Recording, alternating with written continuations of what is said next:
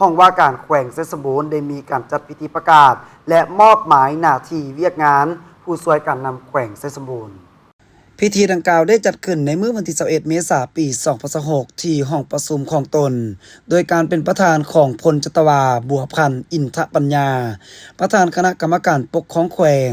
พร้อมด้วยรองประธานคณะกรรมการปกครองแขวงตลอดฮอดบรรดาหัวหน้าแผนกการองค์การกรมกองอ้อมข้างแขวงเข้าร่วม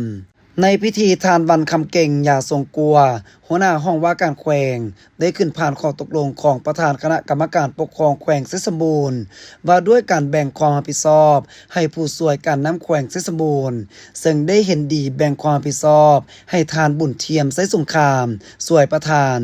รองประธานคณะกรรมการปกครองแขวงนำภาษีนำเวียกงานคณะกรรมการส่งเสริมและการคุ้มครองการลงทุนแขวงลงเลิกการจัดตั้งปฏิบัติดำรัส414ทับลบและปฏิบัติเวียกงานอื่นๆตามการมอบหมายของประธานรองประธานคณะกรรมการปกครองแขวงเป็นเสนาธิการหอบด้านให้แก่ประธานรองประธานคณะกรรมการปกครองแขวงในการกวดแก้ให้ทัศนวิชาการโดยอิงใส่นิติกรรมต่างๆต่อเอกสารที่คณะการเกี่ยวข้องบรรดาบริษัทบุคคลนิติบุคคลเสนอหนังสือเจตจำนงขอลงทุนโครงการเอกชนภายในและต่างประเทศก่อนจะนำเข้าขอทิศนำจากการน้ำแขวงพร้อมทั้งติดตามสุกยูการดำเนินโครงการภายหลังที่ได้รับอนุญาตให้ปฏิบัติตามสัญญาและกฎหมายการลงทุน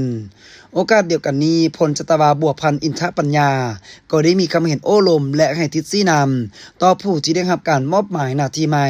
ซึ่งท่านได้ยกให้เห็นถึงความสำคัญในการมอบหมายหน้าที่เป็นบอนอิงในการจัดตั้งปฏิบัติเวียกงานให้มีประสิทธิภาพพร้อมนี้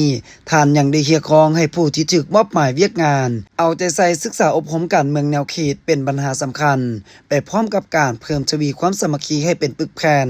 และกำแน่นแนวทางแผนนโยบายของพรรคระเบียบกฎหมายของรัฐวิสัยทัศน์กว้างไกลค้นคว้าแผนยุทธศาสตร์แผนพัฒนาเศรษฐกิจสร้างกลไกการคุ้มครองบรรดาโครงการลงทุนแผนงบประมาณแก้ไขปัญหาความยุ่งยากทางด้านเศรษฐกิจการเงินปัญหาข้อขัดแย้งเกี่ยวกับการลงทุนต่างๆทางภายในและต่างประเทศเบิ่งปัญหาถูกต้องชัดเจนเพื่อเฮ็ดให้การจัดตั้งปฏิบัติเวียกงานในขงเขตความรับผิดชอบของตนให้มีประสิทธิภาพและดีขึ้นเป็นก้าวๆพร้อมนั้น